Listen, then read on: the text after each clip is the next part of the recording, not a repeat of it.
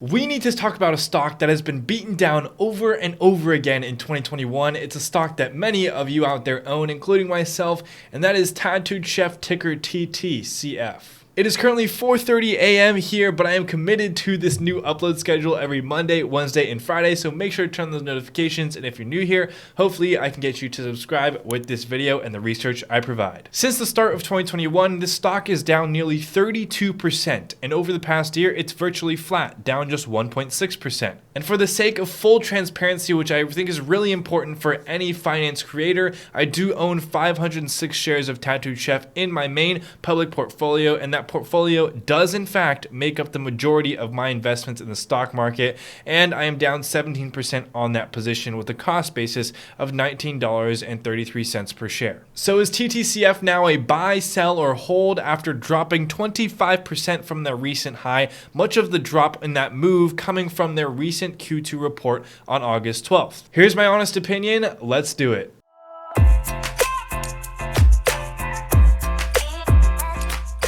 What's going on, everybody? My name is Matthew, and today we're talking all things TTCF. Give me the format. First, we're going to take a look at the report, of course, and ask ourselves, why did TTCF drop? I think I have a few good reasons why, and then we'll do a lot more. And then second, what am I personally going to do? Is it a buy or sell or a hold in my personal opinion? That's it. Just two parts of this video, but the first one's pretty hefty, so let's start. Now, taking a look at their Q2 report, we can see right off the bat that they missed big on EPS, and they also missed on revenue. We'll break down revenue first. Branded sales increased 62% to 33.1 million, or 65% of total revenue. We'll continue to see branded sales take up more and more of their revenue composition.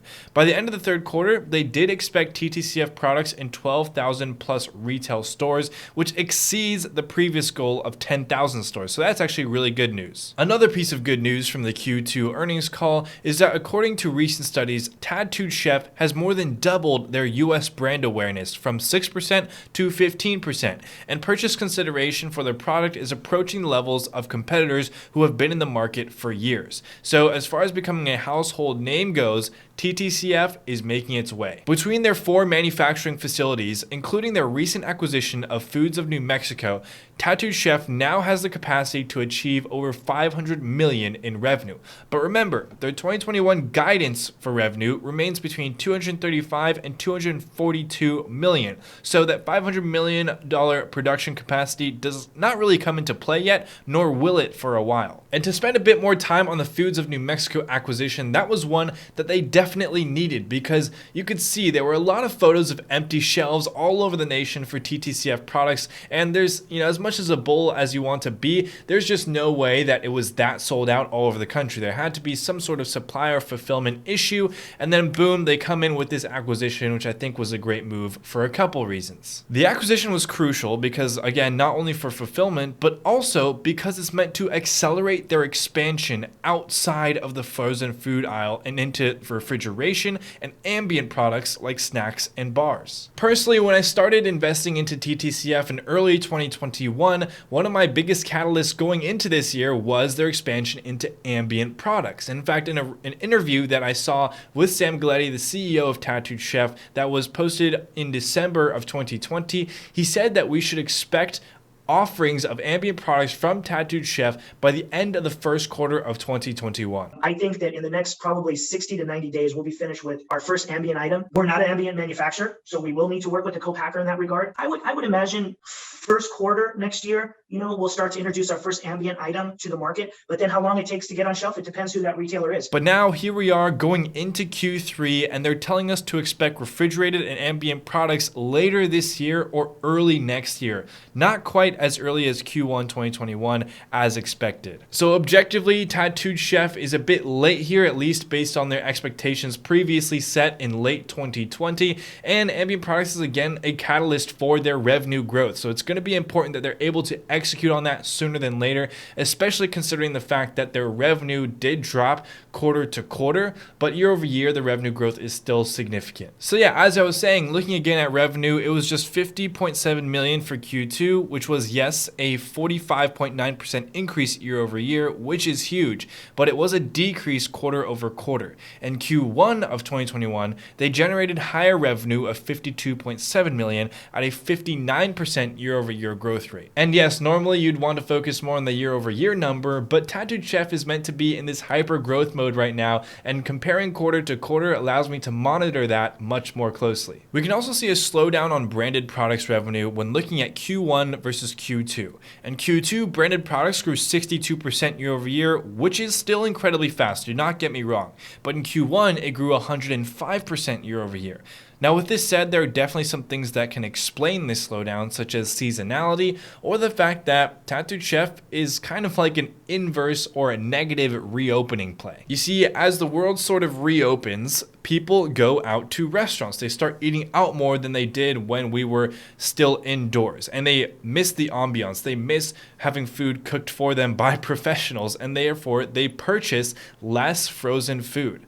As you can see here, using Google Trends, searches for restaurants near me have steadily increased since December of 2020, and I believe that is right around when we started getting more news, more positive vaccine-related news.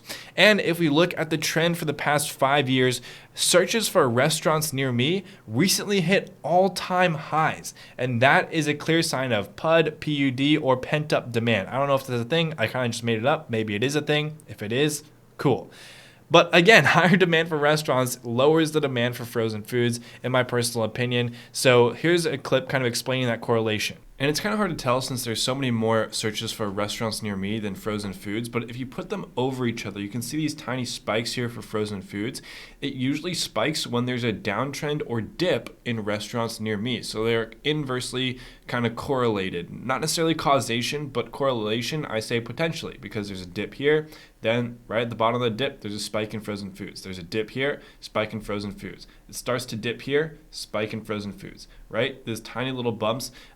It's hard to see, but I think it makes sense. So to quickly recap on revenue did drop quarter to quarter, but there is seasonality and the fact that it's sort of like an inverse reopening play, and 45.9% revenue growth year over year is still very strong for any company. We are also seeing cases continue to rise, which could extend potential stay-at-home orders. I'm not really hoping for that, but that could put frozen food back into favor. And lastly, innovation remains a key part of TTCF's continued growth as a business and in terms of revenue. According to their Q1 2021 press release, they have over 250 plant-based innovation ideas. Now, what qualifies as an idea to them? Is it really 250 good ideas, or does any idea like spinach cereal count as one? But moving on, we should definitely, this is probably one of the most important segments of the video, we should definitely talk about their miss on EPS, or earnings per share. It's a measure for profitability of a company. So going back to the numbers, we'll start from the top. We saw a gross profit of $8 million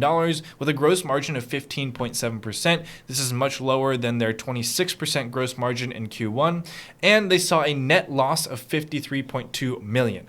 But you must keep in mind that this big net loss does include a one-time non-cash expense of $46 million, which means that their net loss was more like $7.2 million, and I'll explain this in a second. However, if we were to take their $53.2 million loss and add back that $46 million one-time expense, we get a more accurate net loss of about $7.2 million for this quarter.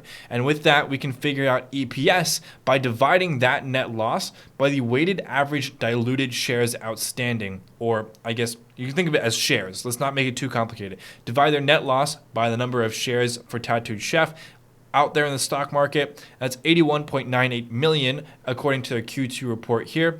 And we get an EPS of roughly -9 cents, which is still a significant miss on EPS, as investors and Wall Street were expecting a EPS of -1 cent. So this is likely another reason why the stock dropped so hard. If that made no sense to you at all, do not worry. The point of that was to say that yes, they had a big miss, and yes, it looked really big because of like this one-time charge, but even if you take that out, they still did miss pretty significantly. And I'm going to talk about a bit more for profitability for Tattooed Chef. Another important note from their conference call is that operating costs increased significantly compared to 2020. Their increase in operating expense was due to promotional expenses, marketing expenses, and professional services increasing. They do not expect operating expenses to decrease as a percentage of revenue, which means we should get used to the tighter operating margins of the past quarter. Usually you want margins to expand. Well, they expect their gross margin to expand, but they expect operating margin to either stay flat or potentially decrease as they remain in growth mode. Furthermore, if we go back to their conference call from Q1 of 2021, they said they expected adjusted EBITDA to increase sequentially throughout the remainder of the year. So again, this is another important part of the video I really want to highlight, and probably a big reason why it dropped after the latest report. So in Q1, adjusted EBITDA came in at -$3 million, and they said, oh, it's only going to get higher from here. And this past quarter, it came at -$5.9 million. So it actually decreased significantly from quarter to quarter. Now, this is perhaps another reason why they missed EPS. And actually, if we go back even further before their Q1 report, about 2 weeks before their Q1 report, they had a press release on May 3rd about Foods of New Mexico and their acquisition. And in this press release, they issued guidance of adjusted EBITDA in the range of +2 to 4 million for 2021. So far, they are -$8.9 million for this year. Management, at least in terms of profitability outlook, has either not been accurate or they're just not delivering. Lastly, in their Q2 earnings call, the one they just had, they guided for adjusted EBITDA of -14 to 17 million for this year. Putting these two side by side, the guidance of positive EBITDA on the left from May 2021 and the guidance of negative EBITDA on the right from last week, this is a dramatic shift that definitely contributed to the drop in stock price, in my personal opinion. So this is how I see it. Assuming Tattooed Chef's management team is competent, they are new to being a public company. They are new to trying to manage Wall Street's expectations and making all of these forward-looking guidances and making sure that they actually hit them to the T, right? You still make projections even though you're a private company, but it's a whole different ballgame when you become a public company. However, that is definitely not a get out of free jail card if they are changing guidance this dramatically, right? If they continue to do this, one, it becomes hard to trust management, and you need to trust the management of a company you're invested in. And two, they're just going to get beat up every quarter if they keep missing or lowering guidance and kind of letting Wall Street down. So what's the verdict? What am I going to be doing? Do I think it's a buy, sell, or hold in my personal opinion? Well, if you're buying Tattooed Chef here, you need to be in it for the long haul, and I really do mean that. I do not think that you're going to see any earnings blowouts until maybe early to mid 2022, and I think this quote from their earnings call sums it up pretty well. 2022 is when the quote-unquote Rona hangover will hopefully end. I can't say that word on YouTube for some reason. Year-over-year comps will be easier for them to beat, right? So they'll be comparing against 2021 instead of 2020 numbers. And in 2020, they got a bit of a boost from everyone staying at home buying frozen foods. Also, Foods of New Mexico will hopefully be fully operational, and ambient and refrigerated products will likely be rolled out, which is going to be a huge catalyst for revenue growth. Until then, I wouldn't be surprised if TTCF chops around in the range it's been throughout all of 2021. Furthermore, in that same interview I showed you guys earlier in this video, Sam Galletti talked about how as a private company, Tattooed Chef has always focused on the bottom line. They've always focused on profitability. But in that same interview, he talked about how he knows Wall Street and investors really want growth from Tattooed Chef. And now I think, what we saw with the EBITDA guidance and what we're seeing with the misses on quarterly reports, I think that is the growing pains of Sam Galletti and the team at Tattooed Chef trying to give us that growth while also staying profitable. And I think they're finding out it's not quite as easy, or maybe it's a bit harder than they expected. And as much as it shouldn't matter whether or not they hit these little check marks every 3 months and whether or not it pleases Wall Street, that is what's going to move the stock price, at least while it's in this range of being a smaller cap company, while it has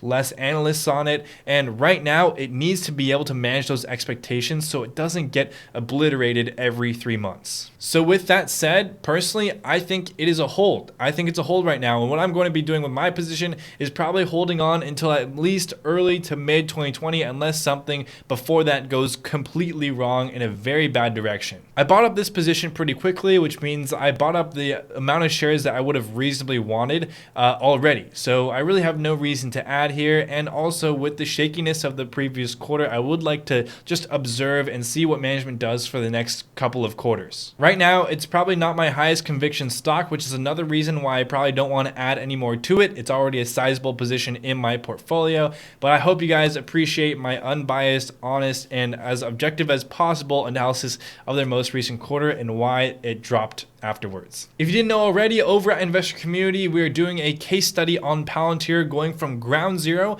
to a fully fleshed out thesis over the course of 4 live sessions, being led by our fundamental analysis mentor, Nick. He's a performance analyst at a wealth management firm, and he's also beat the market 5 out of the past 5 years. So he's a great teacher and also a great investor to learn from. And we're going, it's a follow along. You do it along with us, and it's actually something you can learn and then put it into action. So it's really cool. We've done 1 session so far, but they're all recorded for members, so you can go back and watch that one. The next one is this Sunday. It's happening every Sunday for the next 3 weeks. So check that out in the description below or in the pinned comment. There'll be a link there. Also, make sure to download Hungry Bull on the App Store or Google Play Store. It's a new finance app that I'm a part of with Financial Education Jeremy and Graham Stephan, where you can track stocks, crypto, and listen to earnings calls and get a daily newsletter. And earnings calls, trust me, it's the gem of research. It's where I get a lot of my information, a lot of information from this video even. You can listen to those on the app from your phone, 2x speed. Highly recommend. But anyways, if you found any value in this video, and I hope you did, please make sure to hit that like button, subscribe, and if you're watching at this point in the video, you are the real MVP. Don't forget your peace and thank yous.